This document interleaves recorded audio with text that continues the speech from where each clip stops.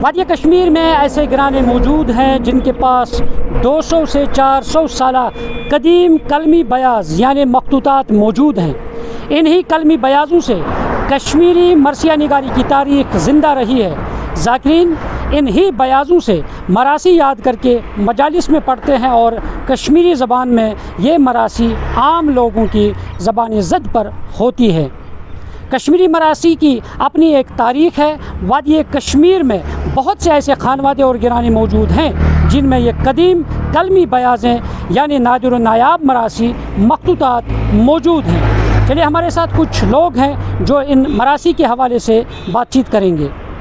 امام حسین علیہ السلام اور ان کے رفقا نے میدان کربلا میں جو عظیم شہادت پیش کی انسانیت کی بقا کے لیے، اس کا اثر ہر جگہ آپ کو دیکھنے کو ملتا ہے۔ جب ہم کشمیری مرثیہ کی تواریخ پڑھتے ہیں تو چک دور سے اس پر کافی محنت کی گئی ہے، اس پر وقت اس کا عروج تھا، اور اس کے بعد جو کشمیری مرثیہ ہیں ان کو کلچرل اکیڈمی یا اسلامک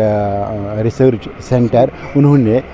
بہت سارے شعراء نے، قلم کاروں نے اس کو محفوظ رکھنے کی کوشش کی ہے، جس میں ہم یہاں پہ انیس کاظمی صاحب یا جوان صاحب مقبول ساجد صاحب وہ گھر گھر گئے اور جو کشمیری مرثیہ کے بیاض تھے ان کو کلیکٹ کیا۔ اس کے علاوہ شاہد صاحب نے بھی کشمیری مرثیہ کی تاریخ اور اس کی اہمیت آپ کو یہاں معلوم ہو جاتی ہے کہ جو انہوں نے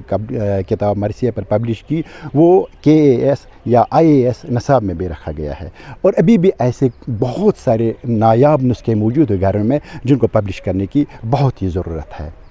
مجلس حسینیوں میں ان مراسیوں کا تذکرہ کیا جاتا ہے جو آج سے 300 سال مصنف نے لکھے ہیں، اور ان کو بھی محفوظ رکھا گیا ہے، اور آج کل وہ جو مجلس حسینی ہوتی ہے اس کی زینت بن جاتی ہے۔ اور دیکھیے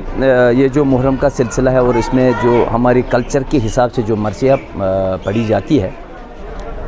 اس کا صدیوں پرانا ایک رسم رہی ہے کہ پہلے جب یہ قلمی نسخے جو ہمارے پاس مخطوطات موجود تھے ان سے جو ہمارے بزرگ تھے، جو آبا و اجداد ان مرثیوں کو پڑھتے تھے، مصنفوں کے بعد جو بڑے بڑے سکالر رہے ہیں اپنے زمانے میں جنہوں نے ان مرثیوں کو جمع کر کے ایک بیاض کی شکل دی ہے جس کو ہم بیاض کہتے ہیں۔ بیاض کو جب پرنٹ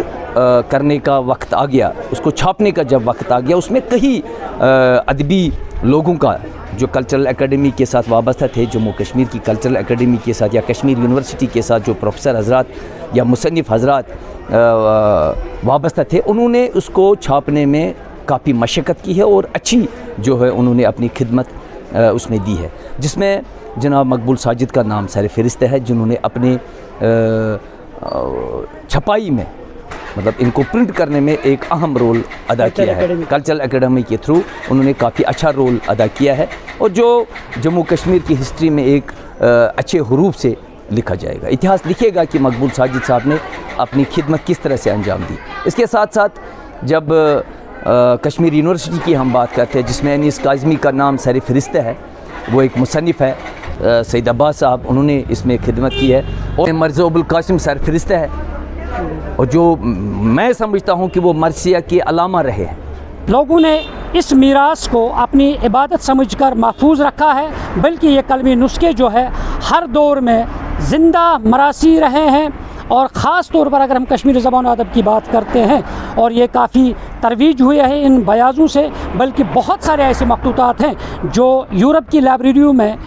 محفوظ ہیں اور بطور ان کی قدردانی کی جاتی ہے۔ کشمیری مراثی کے بیشتر اہم نادر و نایاب مخطوطات کو محفوظ رکھنے کے لیے حضرت امام حسین ریسرچ اینڈ پبلشنگ سینٹر سری نگر نے کتابی صورت میں شائع بھی کیا ہے، اور ساتھ ہی ڈیجیٹائلائزیشن بھی کی گئی ہے، اور ان مخطوطات کو ویب سائٹ پر بھی آن لائن رکھا گیا ہے۔ ریاستی کلچر اکیڈمی نے بھی مخطوطات کو کتابی صورت میں شائع کرنے میں خاصا رول ادا کیا ہے۔ وادی کے ایک نوجوان اسکالر مقبول ساجد نے بھی گھر گھر جا کر بیشتر بیاض کو کتابی صورت میں شائع کر کے لوگوں کے سامنے لایا، اور تاہم اس کے باوجود بھی نادر و نایاب مخطوطات بہت سے گرانوں میں محفوظ ہیں۔ کشمیری ذاکرین انہی بیاض سے مراثی زبانی یاد کر کے مجالس میں پڑھتے ہیں۔ ضرورت اس بات کی ہے کہ مختلف اداروں اور اکیڈمیوں کو آگے آ کر بچے ہوئے جو بیش قیمت اس کشمیری رسائی سرمایہ کو جمع کر کے کتابی صورتوں میں شائع کر کے محفوظ رکھنا چاہیے، تاکہ کشمیری زبان و ادب کو مزید فروغ مل سکے، اور بلکہ کشمیری رسائی ادب کا ایک قابل قدر नया बाब का इजाफा भी होगा। न्यूज़ 18 जम्मू कश्मीर के लिए मैं मागाम से मुनीर हुसैन हुर्रा।